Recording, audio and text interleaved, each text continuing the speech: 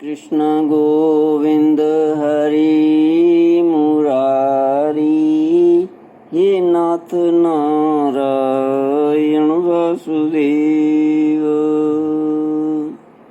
श्री कृष्ण गोविंद हरे मुरारी, हे नाथ नारायण वासुदेव। ओम नमो भगवते वासुदेवाय। ओम नमो भगवते वासुदेवाय।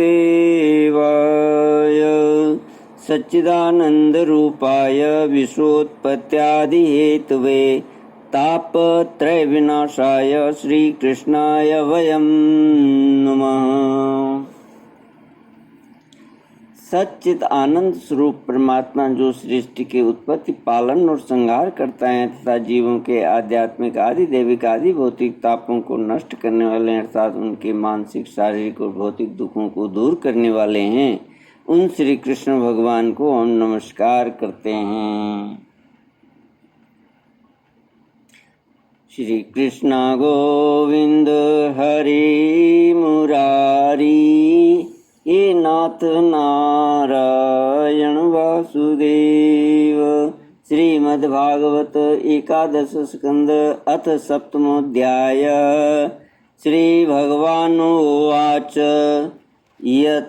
यदा देश काल से अपरिच्छिन्न सर्वज्ञ सर्वशक्तिमान और अविनाशी वैकुंठ लोक के निवासी एवं नर के नित्य सखा नारायण हैं,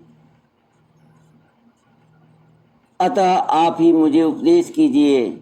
श्री कृष्ण गोविंद हरि मुरारी, हे नाथ नारायण वासुदेव।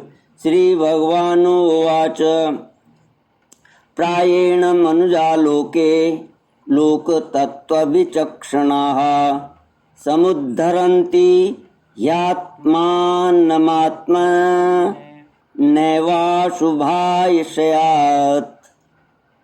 भगवान श्री कृष्ण ने कहा, उद्धव, संसार में जो मनुष्य यह जगत क्या है, इसमें क्या हो रहा है इत्यादि बातों का विचार करने में निपुण है, वे चित्त में भरी हुई अशुभ वासनाओं से अपने आप को स्वयं अपनी विवेक शक्ति से ही प्राय बचा लेते हैं। समस्त प्राणियों का, विशेषकर मनुष्य का आत्मा अपने हित और अहित का उपदेशक गुरु है, क्योंकि मनुष्य अपने प्रत्यक्ष अनुभव और अनुमान के द्वारा अपने हित अहित का निर्णय करने में पूर्णतः समर्थ है। सांख्य योग विशारद और धीर पुरुष इस मनुष्य योनि में इंद्रिय शक्ति, मन शक्ति आदि के आश्रयभूत मुझ आत्म तत्व को पूर्णतः प्रकट रूप से साक्षात्कार कर लेते हैं। मैंने एक पैर वाले, दो पैर वाले, तीन पैर वाले, चार पैर वाले, चार से अधिक पैर वाले और बिना पैर के इत्यादि अनेक प्रकार के शरीरों का निर्माण किया है। उनमें मुझे सबसे अधिक प्रिय मनुष्य का ही शरीर है।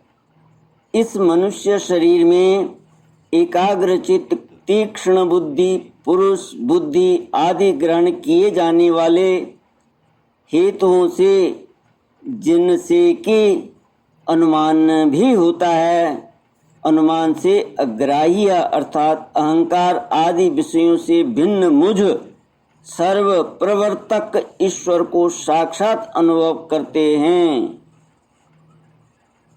कैसे? अनुसंधान के दो प्रकार हैं। एक, स्वप्रकाश तत्व के बिना बुद्धि आदि जड़ पदार्थों का प्रकाश नहीं हो सकता। इस प्रकार अर्थापत्ति के द्वारा, और दूसरा जिसे वसूला आदि औजार किसी कर्ता के द्वारा प्रयुक्त होते हैं, इसी प्रकार वह बुद्धि आदि औजार किसी कर्ता के द्वारा ही प्रयुक्त हो रहे हैं, परंतु इसका अर्थ यह नहीं है कि आत्मा आनुमानिक है। यह तो देहादि से विलक्षण तत्वम त्वम पदार्थ के शोधन की युक्ति मात्र है। इस विषय में महात्मा लोग एक प्राचीन इतिहास कहा करते हैं। वह इतिहास परम तेजस्वी अवधूत दत्तात्रेय और राजा यदु के संवाद के रूप में है। एक बार धर्म के मर्मज्ञ राजा यदु ने देखा कि एक तत्कालदर्शी तरुण अवधूत ब्राह्मण निर्भय विचर रहे हैं। तब उन्होंने उनसे यह प्रश्न किया, यदुर्वाच कुतो बुद्धिरियं ब्रह्मन्न कर्तु सुविशारदा यामासाद्य भवान् लोकं विद्वांस चरति बालवत। राजा यदु ने पूछा, ब्राह्मण आप कर्म तो करते नहीं, फिर आपको यह अत्यंत निपुण बुद्धि कहाँ से प्राप्त हुई, जिसका आश्रय लेकर आप परम विद्वान होने पर भी बालक के समान संसार में विचरते हैं। ऐसा देखा जाता है कि मनुष्य आयु, यश अथवा सौंदर्य, संपत्ति आदि की अभिलाष से लेकर ही धर्म, अर्थ, काम अथवा तत्व जिज्ञासा में प्रवृत्त होते हैं। अकारण कहीं किसी की प्रवृत्ति नहीं देखी जाती है। मैं देख रहा हूँ कि आप कर्म करने में समर्थ, विद्वान और निपुण हैं। आपका भाग्य और सौंदर्य भी प्रशंसनीय है। आपकी वाणी से तो मानो अमृत टपक रहा है, फिर भी आप जड़, उन्मत्त अथवा पिशाच के समान रहते हैं। न तो कुछ करते हैं और न चाहते ही हैं।